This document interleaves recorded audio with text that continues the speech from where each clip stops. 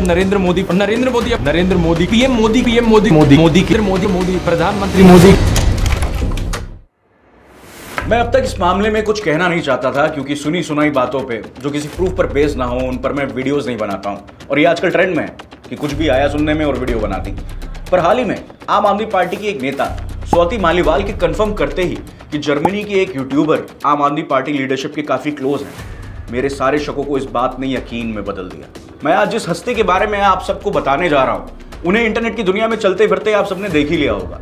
वे urban class के teenagers और वामपंथ विचारधारा के मसीहा हैं तो वही राइट विंग के लिए एक खून जला देने वाले उपहास का केंद्र। इंटरनेट पे ट्रोलर्स इन्हें कुत्ते की ब्रीड से भी संबोधित करते हैं, जिसके मैं सख्त खिलाफ हूं क्योंकि मैं खुद एक डॉग पेरेंट हूं और कुत्ते जैसा वफादार जीव का ऐसा अपमान मुझे बिल्कुल पसंद नहीं। इससे पहले मैं फैक्ट्स क्लियर करने की तरफ आगे बढ़ूं, मैं आपको बताना चाहता हूं कि कांच की बस्ती में इतना शोर क्यों है। सब तो है सामने, फिर ये चोर कौन है? ध्रुव की पॉपुलैरिटी तो सब देख ही रहे, पर आप उसके सपोर्टर हो या उसके विरोधी, एक बात माननी पड़ेगी कि आज वो जिस मुकाम पे है उसके पीछे उसके पिछले 10 साल की मेहनत है, कंसिस्टेंसी है और हर देश विरोधी चर्चित हस्ती है जो कभी सेकुलरिज्म की चोली ओढ़ के छिप जाती है या फिर कभी प्रोग्रेसिवनेस की।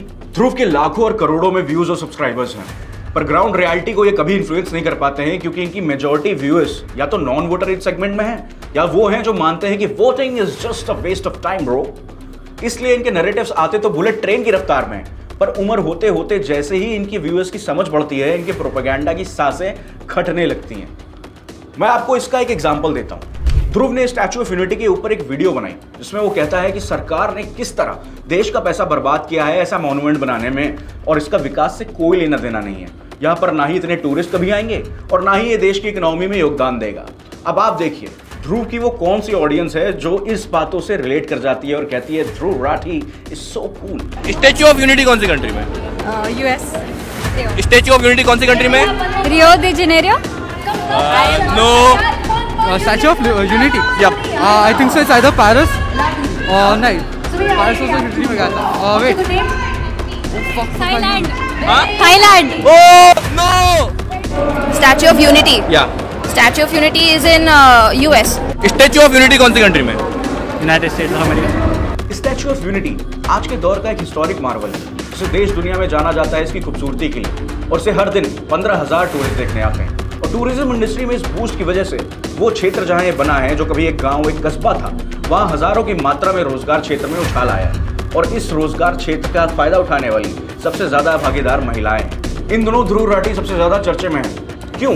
क्योंकि उन्हें आपने न्योता दिया है देश में हो रही तानाशाही को दिखाने के लिए। बेचारा विपक्ष भी कितना बेबस और असहाय रहा होगा कि उसे चुनावों में जीत के लिए एक 29 साल के यूट्यूबर का कंधा लेना पड़ा। खैर, पैसे मिलते ही काम पर लगकर एक के बाद एक डिक्टेटरशिप पर वीडियोस आना शुरू हो गई जहां पे ये पुराना घिसा पिटा कैसेट वापस सुनने को मिला कि बीजेपी विपक्ष को कैसे जेल में डाल रही है, आज़ादी खत्म हो रही है, चुनाव संविधान की हत्या हो रही है, वगैरह वगैरह। अब इंडिया अलायंस जिसे महागठबंधन भी कहते हैं उसमें 26 पार्टियां शामिल हैं और इन 26 गुटों में सिर्फ 2 लोग 2 अलग पार्टियों से जेल गए। और वो जेल क्यों है? क्योंकि घोटालों में पकड़े गए, जांच में सबूत सामने आए हैं, न्यायालय ने फैसला सुनाया है। अगर डिक्टेटरशिप ही होती तो गठबंधन की सारी बड़ी पार्टियां या उनके सारे बड़े नेता जेल में होते, पर नहीं।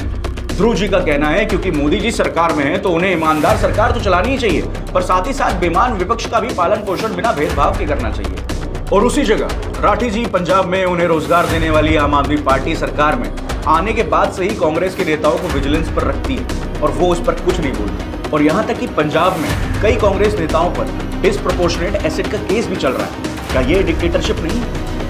यही नहीं, यूट्यूबर रचित कौशिक और बीजेपी नेता तजिंदर बग्गा भी पंजाब पुलिस द्वारा अरेस्ट किए जा चुके हैं क्योंकि वो सिर्फ केजरीवाल सरकार को इंटरनेट पे क्रिटिसाइज कर रहे थे।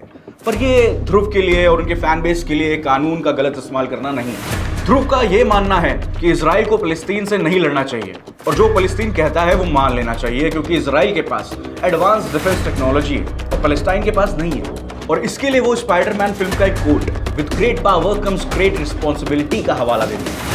मुझे ध्रुव के इस फेक न्यूज पर टिकी दुनिया और इसका इम्पैक्ट जो हमारे देश के छोटे बच्चों पर होता है उस पर काफी दुख होता है। पर मेरे तजुर्बे और गणित की माने तो ऐसे बिना हाथ पैर वाले नैरेटिव्स जो अपॉर्चुनिस्टिक होके या फिर पीआर एजेंसीज की बख्शीश पर बनाए गए उनकी आयु काफी कम होती है। पर्सनल ना होते हुए तभी शायद उनके खुद के करीबी ये मानने से बचते हैं कि वो उनसे रिलेटेड है, तभी शायद उन्हें अपनी खुशी के पलों में उन इनके साथ उनके अपने नहीं थे। इनके फैंस ज़रूरी इनमें फ्यूचर के राजीव गांधी और सोनिया गांधी देखते हो, पर ऐसी पीढ़ी के लिए ग्लेशियर्स बचाने का फिर क्या ही मतलब।